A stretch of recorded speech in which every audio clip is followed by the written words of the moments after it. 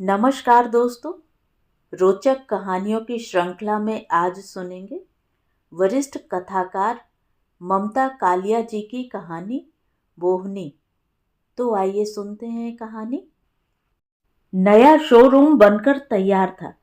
भोला महाजन ने दोनों बेटों को डांट कर समझाया, 45 लाख रुपए इस नई दुकान में घुस गए, इसी से निकालने हैं। 6 रोज बाद धनतेरस है, समझ लो सारा शुभ लाभ इसी से पता चल जाएगा। इससे बड़ा कोई त्योहार नहीं होता हमारा। अब मैं यह न देखूं कि तुम लोग दुकान नौकरों पर छोड़कर सिविल लाइंस का चक्कर लगाने निकल जाओ। लोग भले ही कहें सुनार किसी का सगा नहीं होता, सच तो यह है कि सुनार का कोई सगा नहीं होता। पुराने से पुराना आदमी भी गच्चा दे जाता है। मैंने रत्ती रत्ती मर मर कर कमाया है। तुम दोनों भाई स्कूल चले जाते, मैं पालथी मारकर गद्दी पर बैठा रहता। क्या तो दुकान थी तब। चौक के मोड़ पर नाली के ऊपर छोटी सी गुमटी थी, आगे कांच का छोटा सा शो केस और गल्ला रखने को यह काला काठ का बक्सा। तब ना मुनीम था न चौकीदार, अकेले दम मैं संभालता था सारा जोखम। पापा, नए शोरूम में ये 2 चीजें ही खटक रही हैं। आपने चमचमाती तिजोरी के नीचे यह काला बक्सा रखवा दिया है और उसके बगल में शोकेस। यह काला बक्सा नहीं, कुबेर है, कुबेर। तुझे क्या पता बीनू, यह कितना भागवान है। अरेरन रकम इसमें आती रही। पिछवाड़े की झुग्गी बस्ती से तमाम औरतें आया करती। उनके झुमके, झाले, पायल, जंजीर सब इसमें समा जाते। सूद पर पैसा ले जाती थी बेचारी। ज्यादा आसामिने तो अपनी रकम छुड़ा ही न पाती। बीनू और मनोज की रुचि अतीत गाथा सुनने में नहीं थी। वे वर्तमान के वैभव से संतृप्त थे। दोनों की शादियां हो चुकी थीं। उनकी पत्नियां अच्छी गृहिणियां थीं, पर बीनू को यह बात कुछ निराश करती थी कि उसकी माँ, भाभी और पत्नी तीनों कार्बन कॉपी जैसी थी। एक सी गोरी, गुमान भरी और गुस्सैल। तीनों की देह स्थूल थी। तीनों उच्च रक्तचाप से परेशान रहती थीं और तीनों में जेवरों को लेकर जबरदस्त होड़ थी। ऐश्वर्या राय और शिल्पा शेट्टी को गहनों की मॉडलिंग करते ये भाई देख चुके थे। मनोज तो नहीं, पर विनोद मुखर रूप से यह कहता था कि गहने सिर्फ उन्हीं महिलाओं के लिए होते हैं जिनका वजन और उम्र 40 से नीचे हो। मनोज हंस देता, यार 10-5 बांट और बढ़ाओ, नहीं तो सारी औरतें नंगी पुच्ची रह जाएंगी, बिजनेस अलग चौपट हो जाएगा। वीनू कहता, मैंने तुम्हें गोल्डन रूल बताया है। कुछ दिन तो वे दोनों दुकान पर दिल लगाकर बैठे। भोला महाजन का निर्देश भी था कि हर वक्त दोनों भाई दुकान में मौजूद रहें, लेकिन जल्द ही दोनों भाइयों ने बारी बांध ली। सुबह 11 से 4 मनोज शोरूम संभालता और 4 से 8 विनोद। बीच में भोला महाजन कभी भी आ जाते। कोई भी भाई अपने शोरूम से बहुत दूर न होता। या लकी कॉर्नर पर आइसक्रीम खा रहा होता, या जैन पान भंडार पर पान के बीड़े बंधवा रहा होता। पिता को देखते ही वह वापस शोरूम पहुंच जाता और कहता, पापा, आपके लिए स्पेशल पान लगवा कर लाया हूं। भोला महाजन समझते सब थे, पर अब वे एक तरह से अवकाश ग्रहण कर चुके थे। उन्हें मंद रक्तचाप की शिकायत थी। पहले उनका रक्तचाप बहुत ऊंचा नीचा होता रहा था। इससे उनके हाथों का संतुलन प्रभावित हो गया। दायां हाथ हर वक्त कांपता रहता। दूसरे उनके घरेलू पारंपरिक व्यावसायिक तरीके नए किस्म के ग्राहकों के लिए अनुपयुक्त हो चुके थे।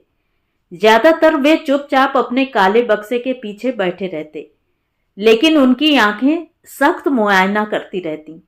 दुकान के अंदर घुसते हुए ग्राहक की हैसियत वे फट से ताड़ जाते। आंखों ही आंखों में वे लड़कों को जता देते। लगन और त्योहार के दिनों में ज्यादा व्यापार होता। तब घूमने फिरने की मस्ती भूलकर मनोज और विनोद पूरे समय भोला महाजन के साथ शोरूम में व्यस्त रहते। इन तीनों के मुंह पान से भरे रहते। भोला ज्वेलर्स के शोरूम में आमने सामने की दीवारें तो शीशे की थीं ही, ऊपर की छत भी शीशे की थी। पान चुभलाते हुए उन तीनों की परछाइयां ऐसी लगती जैसे 3 बैल जुगाली में मगन हों। तीनों ने अपनी सीट के पास स्टील का पीकदान रख छोड़ा था। ग्राहक के आने पर पान थूकना पड़ जाता। उसके जाते ही नया बीड़ा मुंह में पहुंच जाता। सेवक धनी राम को हिदायत थी कि जब कोई पायेदार ग्राहक आए तो उसे तश्तरी में पान और पानी जरूर पेश किया जाए। सुबह शोरूम की झाड़ पोंछ के बाद जब सारे बल्ब और ट्यूबलाइट जला दी जाती, तब शोरूम जगमगा उठता। हेलोजन बल्बों की रश्मियां स्वर्णाभूषणों की चमक के साथ टकराकर जादू लोक रच डालती। कुछ इस तरह कि पहली बार अंदर आने वाला ग्राहक हक्का बक्का रह जाता। तब मनोज का परंपरागत अभिवादन, नमस्ते मैडम, आइए आइए, उनका स्वागत कर उन्हें आश्वस्त करता कि वे सही जगह पर आई हैं। शोरूम लाख आधुनिक था, पर भोला महाजन कुछ टोटके अभी भी मानते थे। सभी व्यापारियों की तरह वे बोहनी को बहुत महत्व देते। उनका मानना था कि अगर दिन का पहला ग्राहक सध जाए तो दुकान का सारा दिन सीधा साधा रहता है। इसी तरह उनका ख्याल था कि दुकान बढ़ाने से पहले आखिरी ग्राहक पर खास ध्यान देना चाहिए। उसके सामने एक से ज्यादा केस खोलकर नहीं सजाने चाहिए। पिछले कुछ महीने से शहर में लूट और डकैती की वारदातें यकायक बढ़ गई थीं। 4 में से 3 डकैतियां जेवरों की दुकानों पर ही पड़ी। दर्रा सभी में एक सा था। डकैत जीन्स टी शर्ट में ग्राहक की शक्ल में दुकान में घुसे, रकम देखने के बहाने गहनों के केस खुलवाए, जेब से मोबाइल फोन निकालने के साथ साथ कट्टा निकाला और दुकान के स्वामियों को आतंकित कर सारा माल समेट कर ले गए। भोला महाजन जब ज्यादा अस्वस्थ होते, शोरूम पर न जा पाते। बिस्तर से लेटे लेटे वे बेटों को हिदायतें देते रहते। यह न सोचो कि तुम्हें सब कुछ आ गया है। अपने को बड़ा चंट समझते हो, पर चोर लुटेरे तुमसे ज्यादा चंट हैं। यह विनोद तो एक आंख टीवी पर रखकर दुकानदारी करता है। किसी दिन ऐसा धोखा खाएगा कि पूछो मत। कभी आज तक मेरी वजह से कुछ लुटा? विनोद कहता। नहीं लुटा तो लुट जाएगा। कितनी बार तुम्हें बताया है, ग्राहक के आगे से केस उठाते समय ही माल की देखभाल करो और आखिरी ग्राहक पर तो खास नजर रखो। मनोज ने कहा, पापा आप परेशान न होइए, मैं जो हूं ना। मंगलवार को शोरूम 2 दिन के अंतराल पर खुला था। रविवार को तो साप्ताहिक बंदी रहती ही थी। सोमवार को वैट के विरोध में सारा बाजार बंद रहा था। आज भोला महाजन की तबीयत कुछ संभली हुई थी। वे भी 11 बजे तक शोरूम में आ गए और मसनद के सहारे अपनी जगह पर बैठ गए। धनी राम ने शोरूम झाड़ पोंछ कर चमका दिया। बिजली जलने पर शोरूम जगमगा गया, पर 12 छोड़ 1 बज गए, एक भी ग्राहक नहीं आया। भोला महाजन का नियम था, बोहनी के बाद ही दोपहर के भोजन के लिए उठते। रोज तो बाजार बंद रहता है, ग्राहक आए भी तो कब? वे बोले। विनोद ने कोई उत्तर नहीं दिया। वह घड़ी देखने लगा। उसका इरादा था कि कामधेनु में जाकर मैंगो शेक पिया जाए। वह मौका ढूंढ रहा था। मनोज ने कहा, सोना दिन पर दिन महंगा हुआ जा रहा है। ग्राहक आएगा तो बेचने वाला आएगा, खरीदने वाला नहीं। तभी दुकान का फाइबर ग्लास का दरवाजा ठेलकर दरबान ने 3 ग्राहकों को अंदर प्रवेश दिया। तीनों महिलाएं थीं, पर देखने से साफ मालूम हो रहा था कि 2 का जोड़ा अलग था। जो अकेली महिला थी, उसने अंदर बढ़ते हुए बड़े आत्मविश्वास से नकियाए स्वर में कहा, आपके यहां कोई फोन नहीं उठाता क्यों? आइए आइए, भोला महाजन ने स्वागत किया। फोन आज सवेरे से खराब है। भोला महाजन तीसरे काउंटर पर बैठ गए। दोनों लड़कियां कुछ क्षण ठिठक कर पहले काउंटर की कुर्सियों पर चली गईं। पहली वाली सलवार सूट में थी। उसका रंग दबा हुआ था, पर नक्श खुले हुए। वह बेहद दुबली बल्कि कमजोर दिख रही थी। उसके बाल तरतीब से खुले और तराशे हुए थे।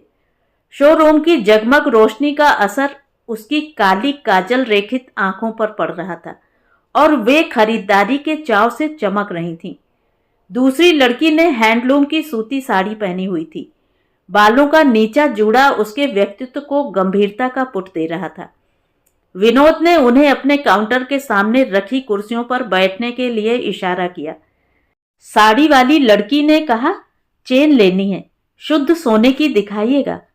विनोद कहते कहते जब्त कर गया कि इस दुकान में सोने के अलावा और कोई धातु मिलती भी नहीं है।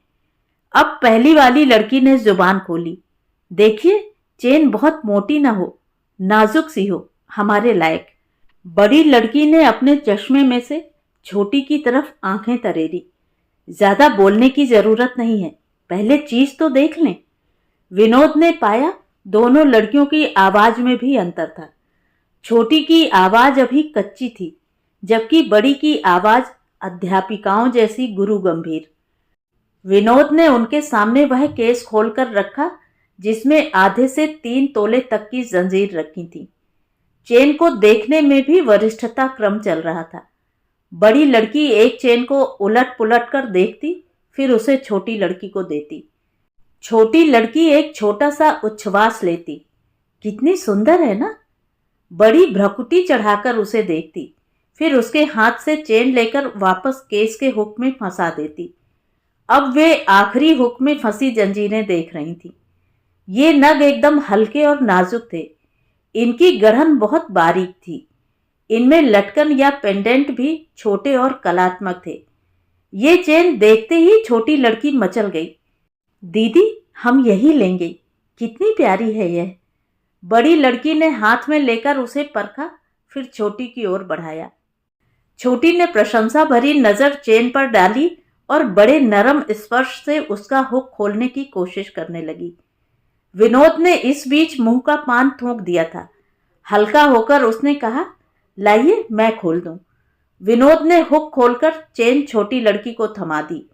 साथ ही शोरूम का सबसे सुंदर नक्काशीदार शीशे का छोटा स्टैंड भी उसके आगे रख दिया। बोहनी की अपनी इस कमसिन ग्राहक के लिए मन में विनोद बड़ा लगाव महसूस कर रहा था। छोटी लड़की की सांवली सुराही सी पतली लंबी ग्रीवा में चेन कुछ ऐसे सज गई जैसे बस इसी के लिए इस आभूषण की रचना हुई हो। चेन का पेंडेंट ठीक उस जगह ठिठक कर टिका था जहां से पहाड़ चढ़ाई चढ़ते हैं और घाटी गहराई उतरती है। हालांकि यहाँ के उतार चढ़ाव बनने में 2-1 साल की अभी देर थी। विनोद ने कल ही टीवी पर हीरो के एक विज्ञापन में ऐश्वर्या को देखा था। उसे लगा हीरे से ज्यादा सामर्थ्य सोने में है। यह दमकता भी है और दमकाता भी। दर्पण में सज्जित ग्रीवा का दर्प छलका पड़ रहा था। लड़की ने दर्पण से थोड़ा हटकर देखा, फिर गर्दन बांकी कर पहले बाईं फिर दाईं चितवन से देखा। तीव्र रोशनी वाले बल्बों में चेन उसकी गर्दन में सूर्य की पहली किरण जैसी लग रही थी। कैसी लग रही है? लड़की के मुंह से निकला। उसके साथ की लड़की बड़े ध्यान से तीसरे काउंटर की कार्यवाही देख रही थी, जहां 2-2 लोगों से भी एक ग्राहक सध नहीं रही थी। विनोद ने कहा, बहुत फब रही है आप पर। लड़की किंचित मुस्कुराई। उसकी आंखों में जैसे बल्ब जल उठे। तभी बड़ी लड़की का ध्यान वापस अपने काम पर लौटा। उसने कहा, मुन्नी चेन उतरवा कर तुलवाओ तो, कि बस डाले रहोगी गले में। छोटी लड़की ने तुरंत आज्ञा का पालन किया। विनोद ने उसके हाथ से चेन लेकर अपने काउंटर के नीचे रखे बैलेंस पर तौली और तौल का मिलान उस छोटे टैग से किया जो उसने चेन पेश करते समय निकाल लिया था। मिलान सही था। कितने भर है? बड़ी लड़की ने पूछा। 5 ग्राम की है। कितने की हुई? विनोद ने कैलकुलेटर पर कुछ नंबर दबाए, नजर उठाकर आज के भाव से गुणा भाग किया और कहा, 2800 समझिए। क्या? बड़ी लड़की का मुंह अचरज से खुल गया। यह हल्की सी चेन 2800 की है? क्या इसमें? फूंक मारो तो उड़ जाए। विनोद चुप बैठा देखता रहा कि छोटी लड़की की प्रतिक्रिया क्या होती है। छोटी ने अफसोस से कहा, यह तो बड़ी महंगी है।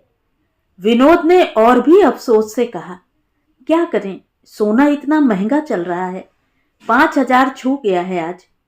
यह चेन क्या आज बनी है जो आज का दाम ले रहे हैं आप? बड़ी लड़की ने दुकानदार को एक बार फिर लाजवाब करने की गरज से पूछा। विनोद छोटी लड़की की तरफ ध्यान दे रहा था।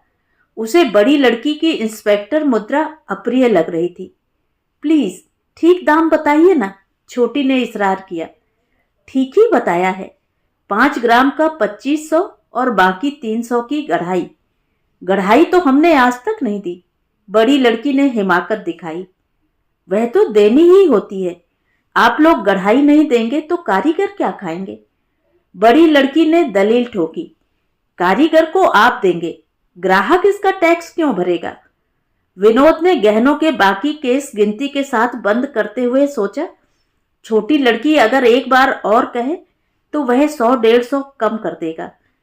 छोटी लड़की के चेहरे पर बेचैनी और मायूसी साफ नजर आ रही थी। बड़ी लड़की ने चेन एक बार फिर हथेली पर ली। ऐसा करते हैं, इसका पेंडेंट निकाल देते हैं, हमें नहीं चाहिए पेंडेंट। अब बताइए क्या वजन हुआ? बड़ी लड़की ने चेन में से फूल का छोटा सा पेंडेंट निकालते हुए कहा। विनोद ने चेन को फिर तौला। मुश्किल से आधे ग्राम का फर्क पड़ा था, उसने बताया। बड़ी ने मुंह बिचकाया। लीजिए, हमने पेंडेंट हटा दिया फिर भी कोई फर्क ही नहीं पड़ा, ऐसे नहीं होता है। विनोद को ग्राहक के इस टुच्चेपन पर क्रोध आ रहा था, पर किसी तरह अपने पर काबू रखकर उसने कहा, मैडम आजकल 4 रत्ती का भी पेंडेंट बन जाता है, ऐसी चीजें फैशन में हैं। बड़ी ने कहा, हमने पहले ही आपसे हल्की चीज दिखाने को कहा था, हमें कोई शादी ब्याह वाला जेवर नहीं चाहिए। हल्की ही तो दी है, 5 ग्राम से कम में क्या जंजीर बनेगी, आप ही सोचिए। इतनी देर में भोला महाजन ताड़ गए थे कि विनोद इस सौदे में कुछ ज्यादा ही उलझ रहा है। उन्होंने जरा तुर्श लहजे में उसे आवाज दी, विनोद बाबू आप जरा आंटी को जेवर पसंद करवाएं, मनोज बाबू आपका काउंटर देख लेंगे। यह एक तरह का आदेश था। भोला महाजन नाराजी के समय लड़कों को बाबू जोड़कर पुकारते। उन्होंने समझ लिया था कि पहले काउंटर की खरीदार के जेब में दम नहीं है। उन्हें लगा उनका ढब्बुस छोटा बेटा कभी दुकानदारी के गुर नहीं सीखेगा। 5 ग्राम वाले ग्राहक पर 3.5 घंटे से जुटा हुआ है, जबकि यहां तगड़ी आसामी हाथ आई है। आसामी इस वक्त भोला महाजन से कह रही थी, जरा और मोटी जंजीर दिखाइए लाला जी, गले में पड़ी दिखे तो सही कि कुछ पहना है। मोटी औरत के मोटापे में मैदे के लौंदे का ढीलापन और गोराई दोनों शामिल थी। उसकी कमर और कूल्हों पर चर्बी के टायर इस कदर चढ़े थे कि वह किसी टायर कारोबारी की बीवी नजर आ रही थी। इस ठंडे शोरूम में भी उसके ब्लाउज पर पसीने के छापे बने हुए थे। उसकी मिश्चिफ सुगंध और पसीने की गंध अजब घालमेल से पूरे शोरूम में फैल गई थी। उसकी ग्रीवा, जिसके लिए इतनी देर से आभूषण का अनुसंधान हो रहा था, अलग से अपना अस्तित्व सिर्फ जंजीर के सहारे दिखा रही थी। अन्यथा वह ऊपर जाकर उसकी ठोड़ी के साथ और नीचे वक्ष प्रदेश के साथ मिली हुई दिख रही थी। उसकी उम्र 50 से 60 के बीच कहीं खड़ी थी, मगर उस पर चर्बी का पर्दा पड़ा हुआ था। भोला महाजन अब तक सेफ और काउंटर के बीच उठते बैठते थक चुके थे। सामने कई केस खुले रखे थे, पर ग्राहक को कोई भी आइटम पसंद नहीं आ रहा था। भोला महाजन का एक पैर बीच बीच में सो जाता था, इससे वे बहुत परेशान थे। मोटी औरत का ध्यान अब काउंटर के शीशे के नीचे लगी जंजीरों की तरफ चला गया। ये तो आपने दिखाई ही नहीं, उसने कहा। ये आपकी शान के काबिल नहीं है बहन जी, भोला महाजन ने कहा। आप हमें पुरानी चाल के गहने दिखा रहे हैं, नए डिजाइन दिखाइए। भोला महाजन फिर काउंटर से उठंग हुए। मन ही मन वे दांत पीस रहे थे। 1 घंटे से ग्राहक वर्जिश करवा रही है।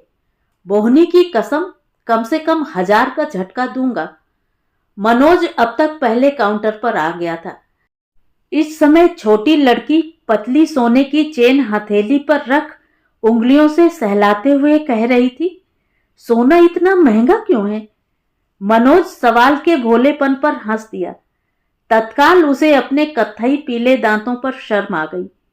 यह पान की लत पिताजी से लगी लगी उस तक आई थी। मनोज ने मुंह ऊंचा कर पान संभाला और कहा, अभी क्या है, अभी तो और महंगा होगा। फिर उसने विनोद को इशारा किया कि दूसरे ग्राहक पर ध्यान दे। मन मारकर विनोद तीसरे काउंटर पर सरक गया। अभ्यासवश उसके हाथों ने पिता से नया केस लेकर नकचढ़ी ग्राहक से कहा, यह देखिए मैडम, स्पेशल चीज दिखाता हूं। किसी और के ऑर्डर की है, पर आप ले जाइए, हम दूसरी बनवा लेंगे। ग्राहक के तेवर कुछ सीधे हुए। उसने चेन हाथ में ली। वास्तव में इस चेन में 3 मोटी लड़ें ऐसे गुथी हुई थी कि यह नागमणि डिजाइन की विशिष्ट और पारंपरिक चीज बन गई थी। जब कारीगर दिनेश यह चेन लाया था, भोला महाजन ने उसे डपटा था, यह गाय के गले की जंजीर क्यों बनाकर लाया है तू?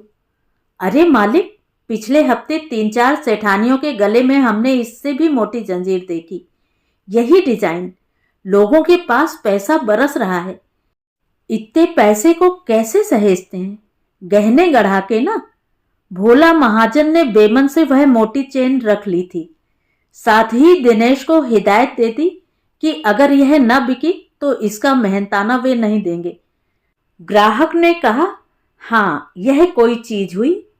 उसने चेन का चौड़ा मोटा अटकन खोलकर चेन पहनी और गोल शीशे में उस पर हाथ थपथपाकर बोली, कैसी लग रही है? अभ्यासवश विनोद ने उत्तर दिया, बहुत फब रही है आप पर। आगे के काम बहुत मुस्तैदी से हो गए। चेन का वजन 40 ग्राम, चेन का दाम गढ़ाई समेत 21,000, मखमल का आभूषण केस, 100-100 के नोटों की 2 गड्डियां, 2 नोट 500 वाले। ग्राहक ने लापरवाही से केस अपने बड़े से पर्स में डाला और हल्की सी कराह के साथ उठ खड़ी हुई। एक बार बैठने के बाद उठना उसके लिए तकलीफ देह होता था। मनोज ने अपने काउंटर के सभी डिब्बे सहेज लिए थे और उन्हें तिजोरी में यथास्थान रख रहा था। लड़कियां जा चुकी थीं। विनोद ने भाई से पूछा, क्यों, सौदा हुआ? नहीं, उनके पास उतने पैसे ही नहीं थे। वे 1,000 रुपए लेकर आई थी। मैंने उनसे कहा कि 500 में तो आजकल नकली चेन आती है, 1000 में असली कहां से आएगी? फिर बड़ी वाली कुछ तेज लगती थी। वह छोटी को डांटने लगी कि तुझे क्या डॉक्टर ने कहा है कि असली सोना पहनो? उसने कहा वह सामने फैशन पॉइंट से 50 रुपए में चेन खरीदवा देगी। तभी पिता ने कड़कड़ाता हुआ 100-100 का नोट दोनों भाइयों को दिया। यह तुम्हारा इनाम। आज बोहनी अच्छी हुई है। विनोद को लगा आज बोहनी खराब हुई है। भोला महाजन ने चाबियां मनोज के हवाले करते हुए भोजन के लिए घर जाने का रुख किया। जाते जाते रुककर वे बोले, बीनू, तुम खामखा टाइम खराब कर रहे थे उस ग्राहक में। तुम्हें इतनी तो समझ होनी चाहिए कि पैसा सिर्फ अधेड़ और बूढ़ी औरतों के पास होता है। ये छोकरियां तो घर से मौज मस्ती के लिए निकलती हैं। उसे क्या कहते हैं? विंडो शॉपिंग करके वक्त काटती हैं। इन्हें कुछ खरीदना कहाँ होता है। बोहनी के समय सबको मुस्तैद रहना चाहिए। तो ये थी कहानी। कहानी आपको कैसी लगी कमेंट करके ज़रूर बताएं। और अगर मेरे द्वारा सुनाई हुई कहानियाँ आपको अच्छी लगती हैं और आप मेरे चैनल पर पहली बार आए हैं तो चैनल को सब्सक्राइब ज़रूर करें, लाइक करें और अपने दोस्तों और परिचितों में शेयर भी करें। बेल आइकन दबाना बिल्कुल भी ना भूलें। धन्यवाद।